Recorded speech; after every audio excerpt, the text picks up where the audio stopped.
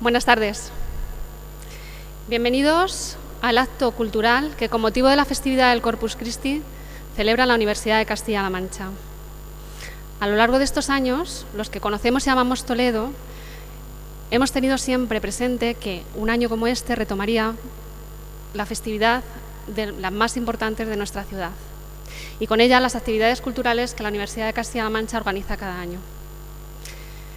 Por lo que hemos dejado de vivir estos 2 años, en esta ocasión, más especialmente, el rectorado, el vicerrectorado y la vicegerencia de campus han organizado las actividades culturales desde el cariño, con muchísima ilusión y con el deseo de que todos los que nos acompañáis hoy y seguramente nos acompañéis mañana, o al menos eso esperamos, disfrutéis desde hoy, desde aquí, desde este entorno tan maravilloso, de lo que es la Semana Grande del Corpus. Sirva también este momento de recuerdo a aquellos compañeros, familiares, amigos, toledanos de cuna o de corazón, que lamentablemente no podrán estar con nosotros celebrando nuestra fiesta más grande. Comenzamos nuestro acto cultural con el saludo del rector magnífico, don José Julián Garde López Brea. Por favor.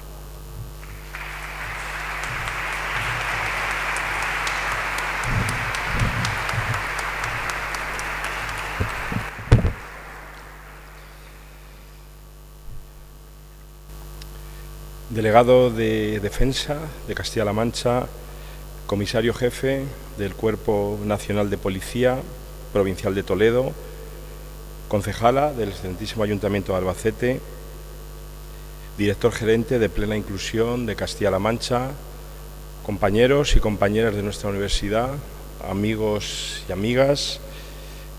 En primer lugar, buenas tardes, bienvenidos a este acto cultural que desde nuestra universidad se organiza con motivo del Corpus Christi 2022 y por mi parte 2 sentimientos, ¿no? Porque realmente son más que ideas, sentimientos en estos días, pues como todos, complejos, cada día por una cosa, ¿no? Pero complejos. 2 sentimientos. En primer lugar, un agradecimiento muy especial para el vicerrector, para el vicerrectorado de Relaciones Internacionales y todas las personas que trabajan con él, por supuesto también para la vicegerencia y la vicegerente de campus, por haber organizado este año estas actividades culturales. Y en segundo lugar, y lo comentaba Gema, pues yo creo que es motivo de satisfacción por lo que hemos pasado, volvernos a ver en este contexto cultural 2 años después, ¿no? 2 años después, de todo lo que nos ha robado en el tiempo y no solo en el tiempo la pandemia. Por tanto, es una tarde importante, disfrutémosla con plenitud y feliz Corpus 2022. Muchas gracias.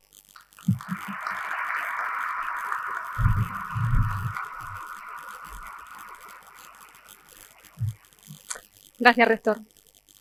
La figura de Alfonso X está ligada a la ciudad de Toledo, pero también al conocimiento, al saber en cualquier disciplina y, por tanto, a la universidad. Gracias a él nació la primera universidad en España y nuestra querida Escuela de Traductores de Toledo, hoy Centro de Investigación de la Universidad de Castilla-La Mancha. Pero esto es solo parte de la aportación que nos dio el Rey Sabio. Conozcamos ahora de su mano, de su voz, todo el legado y su vida que nos dejó el Rey Sabio.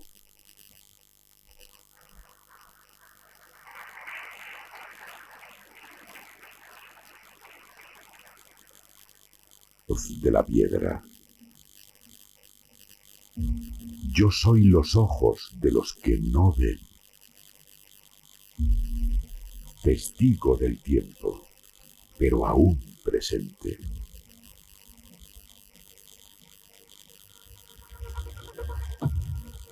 Y aunque desde aquí acompaño a todos los que suben estas escaleras buscando el conocimiento, pasé toda mi vida viajando,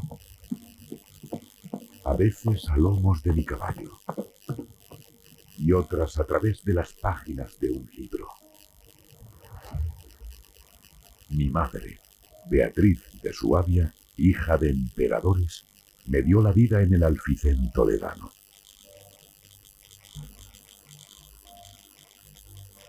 palacio que fue la gloria del rey Al-Mamun.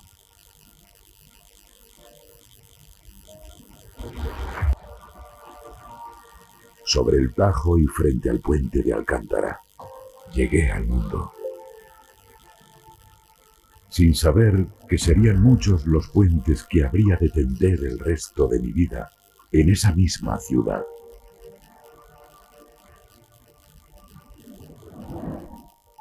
Las tierras de Burgos me vieron crecer, y en los paisajes gallegos pasé de infante a hombre, aprendiendo la lengua que a través de mi pluma hizo perdurar la gloria de Nuestra Señora, de la que siempre conté con gran favor. Yo, como padre que había de ser de mis súbditos, quise desde mi juventud que ellos también aprendieran el talento de los demás, igual que lo hice yo. Mi historia no es otra que la de mi reino, que fue construido en la península por todos los pueblos que aquí llegaron para prosperar y dejar su huella. Yo soy la última rama del gran árbol del linaje que aquí dejaron romanos, visigodos y árabes. Lo que ellos plantaron, yo lo recogí en la historia de España, que fue la semilla de una identidad que todavía sigue viva en esta tierra. El pueblo debe ordenarse por la ley, que a todos hace iguales en todos los lugares del reino. La ley soy yo, pues yo la hago, y es mi corona la que elige quien la aplica. Así nacieron las 7 partidas, que ordenaban bajo la ley todos los aspectos de la vida, desde formar una familia, alquilar una vivienda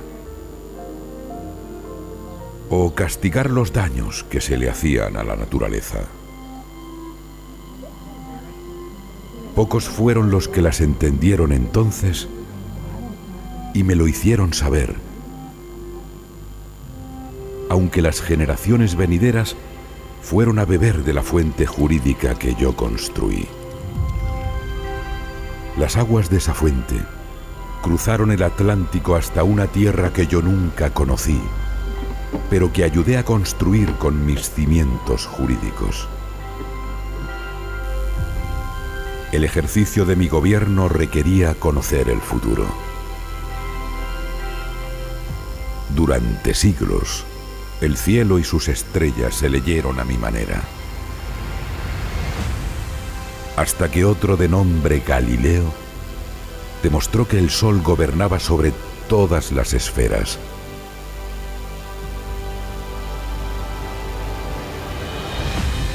Durante 10 años, los sabios judíos observaron en la noche toledana los astros que regían la vida terrenal. Y así nacieron las tablas alfonsíes para mi gran gloria. Mi sed de saber me hizo mirar a mi alrededor para encontrar a los que mejor podían dar vida a mis ideas y objetivos como gobernante. Tuve en Toledo la joya de mi corona, ciudad en la que coexistieron gentes de distintas religiones y procedencias. Los artesanos mudéjares creaban las más bellas obras para los templos judíos y cristianos. Los judíos eran los mejores traductores de los árabes y los latinos. Por eso siempre alenté su escuela de traductores, que hizo florecer el saber de mi reino. La lengua fue para mí un arma más poderosa que cualquiera de mis espadas. No hay nada más poderoso para entender al otro que el hecho de hablar el mismo idioma. El castellano habría de ser el hilo que tejería el sentir y el compartir de mi pueblo.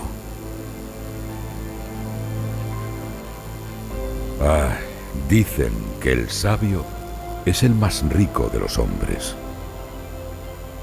Y debí de serlo, pues solo yo fui llamado así de todos los que ciñeron corona en mis tiempos. No hubo otro en aquellos siglos que se adelantara tanto y pasara a la posteridad por haber construido las bases históricas, jurídicas y lingüísticas que instituirían mi reino. Quizás la sabiduría mayor es apreciar lo que se tiene para poder lograr lo que se quiere. Quise embellecer la tierra que yo habitaba, construyendo catedrales en piedra y arcos góticos capaces de transformar el sonido y la luz. Por eso guardé la belleza de las mezquitas y la que fuera una torre almohade llegó a ser el campanario más hermoso de la cristiandad. Sevilla fue precisamente mi último hogar. Allí descanso junto a mis padres, en una capilla construida en un templo donde un día se escuchó la palabra de Alá. Junto a un río nací, y junto a un río fui a morir. Y tomando las palabras de Heráclito digo que nadie se baña dos veces en el mismo río, porque la vida es cambio. Aunque a pesar del pasar de los siglos, un espíritu fuerte puede prevalecer, como el mío, que sigue unido a las calles y al cielo de Toledo, que me vieron reinar y que ahora, en mi nombre, acogerán a todo aquel que quiera, como yo, disfrutar de la belleza de esta ciudad, que es testigo vivo no solo de la historia de los grandes nombres, sino de todos aquellos que con esfuerzo y maestría supieron crearla, reconstruirla y mantenerla para que siga siendo la eterna maravilla que fue para mí.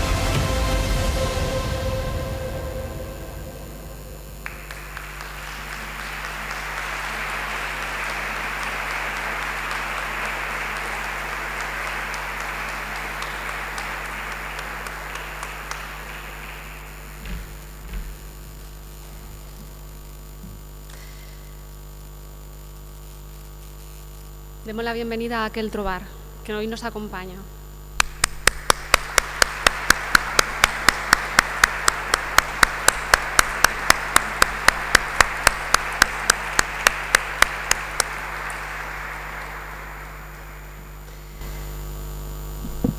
La música refleja el momento social y cultural del momento en el que nace realmente, ¿vale?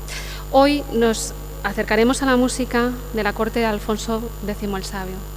Conoceremos un poco más de sus aportaciones con el manuscrito que escribió de las Cántigas a Santa María.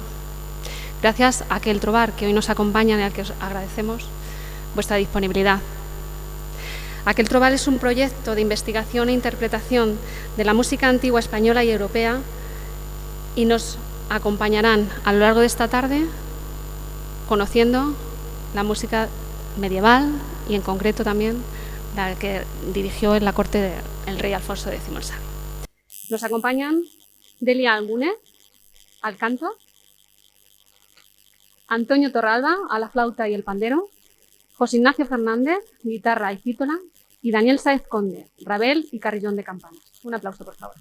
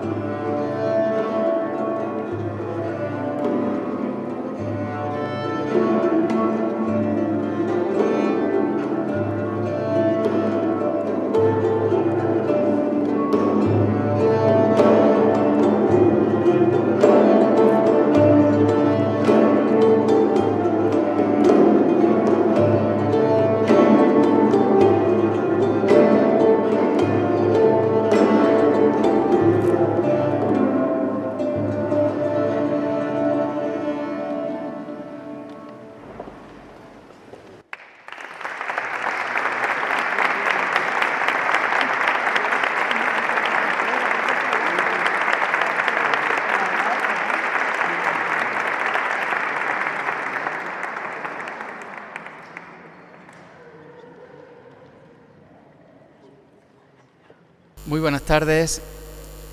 Permítanme unas palabras para situar el recital que ya hemos comenzado a interpretar. Gira efectivamente en torno a la figura de Alfonso X el Sabio y el grupo de músicos y poetas que trabajaron en sus cortes de Sevilla y Toledo, pero gira también y muy especialmente en torno a la figura de la Virgen María tal y como aparece a finales de la Edad Media. Hay un cambio teológico que se transmite en el arte, que es una humanización de la figura, no solamente de la Virgen, también de la figura de Jesucristo, pero muy especialmente de la figura de María, que se manifiesta en el arte mediante la sonrisa, por ejemplo, o mediante la humanización de la escultura. También se manifiesta en la música esa dulcificación, esa humanización de la Virgen, que pasa a ser una madre protectora, una madre intercesora entre el hombre y Dios. Ese cambio en la música se da muy especialmente en dos repertorios: el repertorio polifónico, tanto litúrgico, es decir, que forma parte de la misa y de los oficios divinos, como en un repertorio que podríamos llamar paralitúrgico o de devoto, pero no litúrgico, que se hacía mucho en los monasterios, fundamentalmente en los monasterios femeninos, como una diversión honesta, una diversión lícita, religiosa, fuera del oficio divino y de la misa. A este repertorio vamos a dedicar algunas de las salas de nuestro concierto, que ahora les explicaré, que está un poco ordenado como si visitáramos una sala de arte o varias salas de arte en torno a la temática de la Virgen. El otro repertorio es un repertorio monódico, a una sola voz, muy influenciado por los trovadores y que tiene no solo, pero muy especialmente un protagonista, Alfonso X el Sabio. Casi 420 cantigas con música le dedicó a la Virgen María. Hay repertorios en otros países como los Laudes, en Italia, pero en cantidad y calidad, las cantigas de Alfonso X pues son lo más importante de toda la Europa bajo medieval.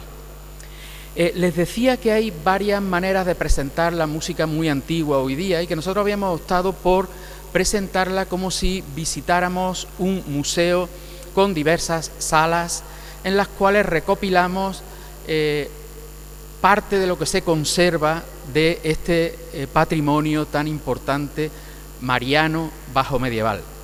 En la primera sala hemos podido escuchar dos cantigas.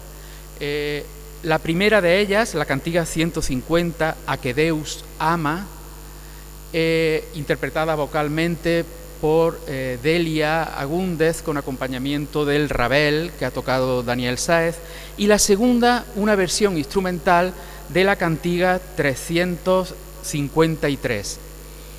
Ya en esa cantiga, A que Deus ama, hemos visto algo curioso. El excelente vídeo, la excelente proyección que hemos visto antes, enfatizaba la labor que Alfonso X hizo con la lengua castellana. Efectivamente, toda su obra científica, histórica, está escrita en castellano, pero toda su obra poética, las cantigas fundamentalmente a Santa María y también las cantigas satíricas que escribió y que se conservan sin música, están escritas en otro idioma que para él era muy querido, porque lo aprendió en los brazos de su ama de cría, que era gallega, y que era el gallego-portugués. Lengua poética ideal para la expresión de este arte lírico, tal como se concebía en la época. Decía el vídeo una frase muy bonita: tenemos que valorar lo que tenemos para saber lo que queremos. Pues una cosa que quizás nos enseñe Alfonso X el Sabio es que él no apostaba dogmáticamente por la lengua castellana, sino que sabía sabía de esa riqueza de lenguas que por entonces y todavía hoy día pueblan la península ibérica. En nuestra segunda sala le podríamos titular La Virgen como flor.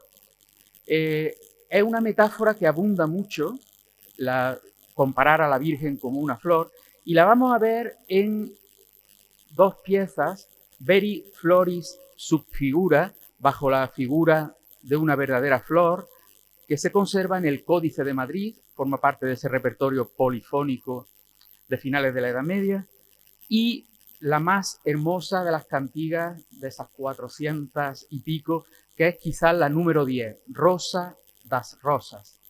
Escuchamos entonces Veri Floris Subfigura, del Códice de Madrid, una pieza instrumental de juglares de la época, Cedit Frigus y Emale, cede el frío invernal, una celebración de la llegada de la primavera, que se utilizó también en contexto litúrgico. Luego hablaremos de cómo se mueven los mismos repertorios de lo profano a lo litúrgico, y la cantiga Rosa das Rosas, Rosa de las Rosas, cantiga número 10 de Alfonso X el Sabio.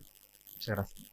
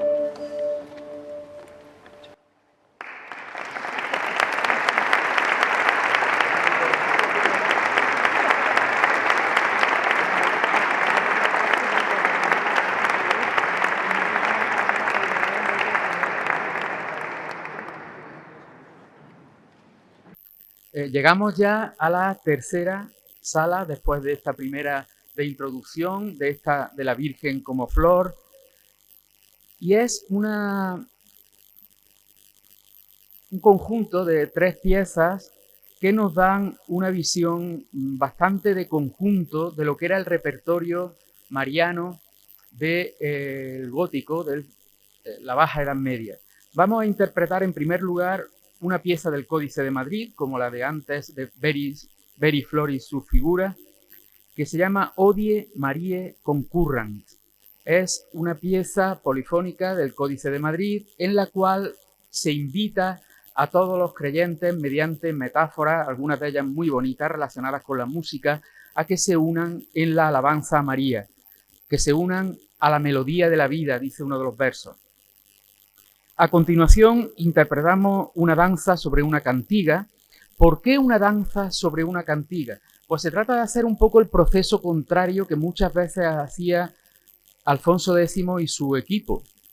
Y era, ellos cogían melodías de canciones populares y las adaptaban, hacían contrafacta. Un contrafactum es usar una melodía para una letra nueva, se hacía mucho para convertir canciones profanas a lo divino, y también cogían canciones y piezas de danza, de baile. Hoy día se está estudiando mucho, incluso con medios informáticos, de qué manera localizar esas melodías que utiliza Alfonso X el Sabio, que no son de composición propia de los músicos de su corte. Y se han localizado pues piezas de procedencia gregoriana, de procedencia religiosa, piezas trovadorescas, incluso de canciones amatorias, danzas. Pues esta tiene aire de danza y por eso la hacemos como una danza lenta, ceremonial, en segundo lugar dentro de este tríptico que vamos a abordar ahora. Y la tercera de las piezas es también una pieza muy curiosa, procedente del monasterio de Santa María de Valbona, en Valbona de las Monjas, Girona, que se llama Ave María Dulcis o Dulcis et Pia, Ave María dulce y piadosa. Es un tropo, no quiero cansarles tampoco con términos muy técnicos, pero un tropo es algo curioso, muy curioso, que consiste en insertar dentro de una oración un texto de alabanza a María. En este caso está hecho sobre el Agnus Dei noveno del repertorio gregoriano, que no tiene que ver con Santa María, es Cordero de Dios que quita el pecado del mundo, ten piedad de nosotros, se repite, Cordero de Dios que quita el pecado del mundo, dona nobis pacem, danos la paz. Pues dentro del Agnus Dei se interrumpe la última cláusula y se hace un elogio de María del tipo que tan acostumbrado nos tendrá Alfonso X el Sabio. María la más bella flor, María la cera más pura, María la piedra más preciosa. Eso está inserto dentro de un Agnus Dei, como cuando vemos muy decorado cualquier obra de madera o escultórica medieval, y al acercarnos vemos detalles que nos parece que no son acordes al conjunto, pero era una de las formas de virtuosismo técnico que trabajaban en la época. Por tanto, 3 piezas a María, como todo el repertorio. Hoy acudan a María, del Códice de Madrid, una cantiga en versión instrumental y el tropo sobre el Agnus Dei, Ave María Dulcis et Pia, del monasterio de Santa María de Valbona, monasterio femenino.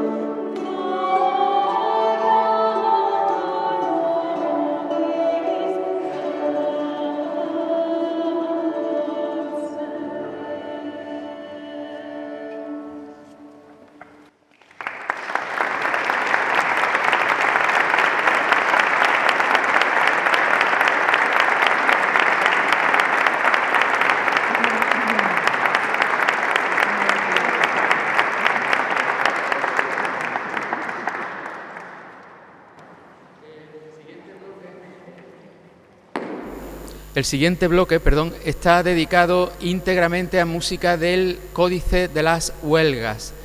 Es un códice que se conserva en el monasterio de Santa María de las Huelgas, en Burgos, muy relacionado con Alfonso X el Sabio, aunque fundado por un antepasado suyo, pero el rey seguía muy unido al monasterio, y algunas cantigas tienen argumentos relacionados con el monasterio de las Huelgas. De este códice vamos a interpretar una danza sobre Flavit Auster Flatu, una pieza titulada Angelorum Laude Digna, digna de la alabanza de los ángeles, que nos muestra un poco a nivel musical esa imagen tan repetida en la pintura gótica de la Virgen rodeada por ángeles músicos que la están alabando también a través de la música.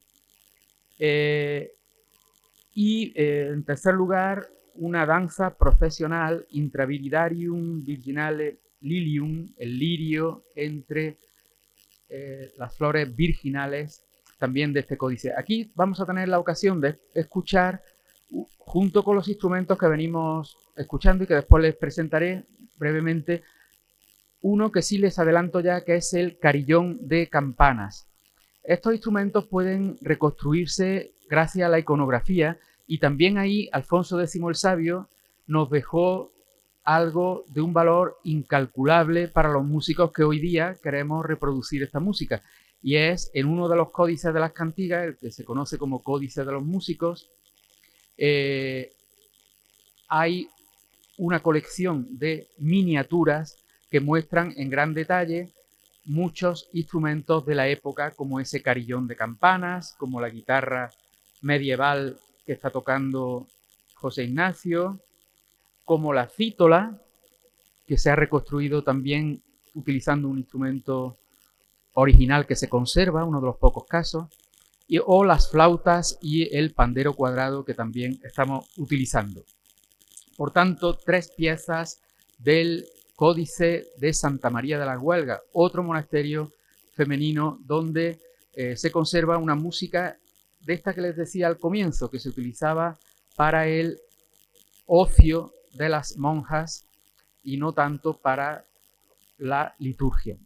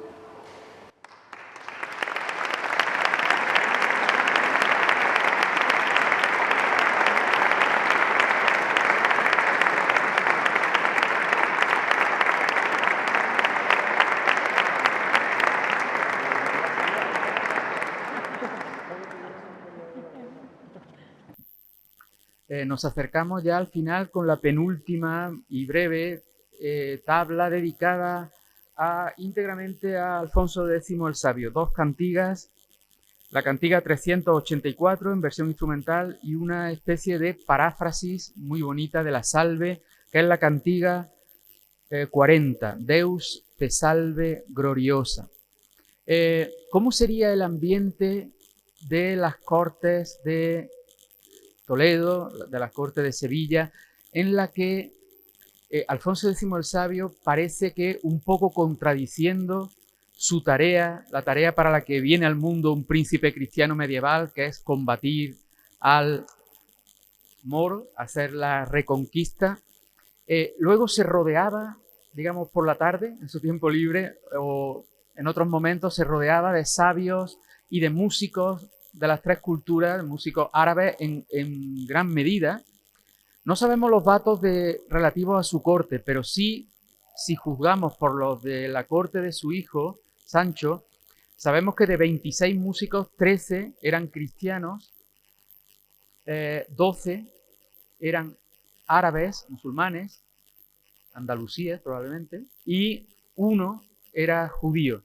Si extrapolamos eso al ambiente cultural de Alfonso X, podemos darnos cuenta de hasta qué punto se daba esta contradicción que yo les decía, cómo el arte algunas veces va ganando las batallas que pierde la política o la política de Estado, digamos.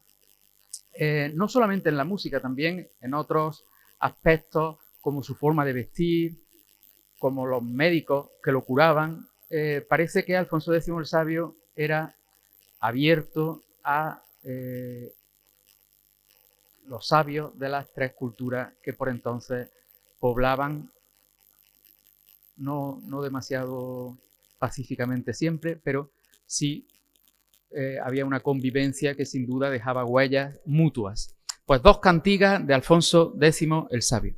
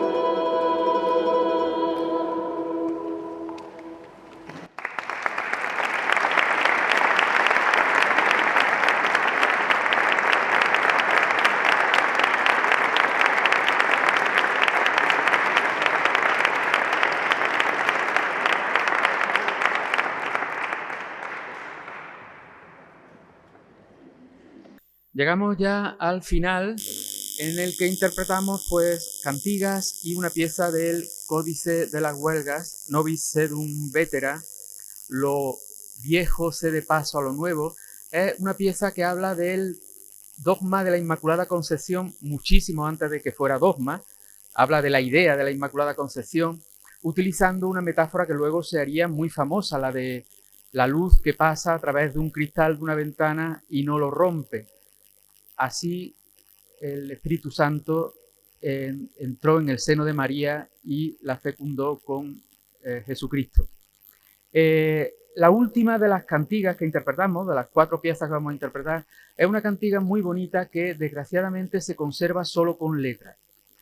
Si conocemos mucho la danza de la muerte, esa poesía medieval y danza en la que se habla de cómo a todos iguala la muerte, ya sean ricos, pobres, reyes, labriegos. Esta cantiga que se llama Cantando e con danza sea loada, con danza y canto sea alabada la Virgen María por todos, es una danza no de la muerte sino de la vida. Dice lo mismo, es decir, empieza a nombrar a todos los estamentos sociales, reyes, obispos, seglares, labriegos, tenderos, comerciantes, todos vengan a unirse a una gran danza en alabanza de la Virgen María. Digo que no conserva su música, pero nosotros le hemos puesto la de otra cantiga, la cantiga 77, haciendo algo que el propio rey hace en alguna ocasión y que se llama, como les decía al principio de esta charla, contrafactum, poner una melodía en otra letra. Cántese al tono de, pues esto lo vamos a cantar al tono de la cantiga 77, Cantando e con danza. Le hemos presentado en este recital el repertorio que grabamos en nuestro libro disco de Santa María. Hemos traído esta a su disposición, si luego desean algún ejemplar, en el que están contextualizado todo esto que les vengo diciendo con más detalle y con las letras, que son muy bonitas, porque son verdaderas poesías, estas piezas, como digo, no litúrgicas, pero sí llenas de una devoción y de un sentido grandísimo. Me quedaba una cosa por decir, y es la historia de la cítola, el instrumento que ahora mismo tiene José Ignacio en sus manos. Es un caso curioso, y no me voy a alargar mucho. Es un caso curioso de instrumento que hoy día ha podido reconstruirse, y él mismo lo ha hecho, José Ignacio Fernández, el que la tañe, cruzando la información de 2 fuentes distintas. El único instrumento correspondiente a ese tipo conservado, que está en el British Museum, se llama la cítola de Warwick Castle, y que es un instrumento que se mantuvo, porque se transformó en otro, se transformó en una viola de brazo.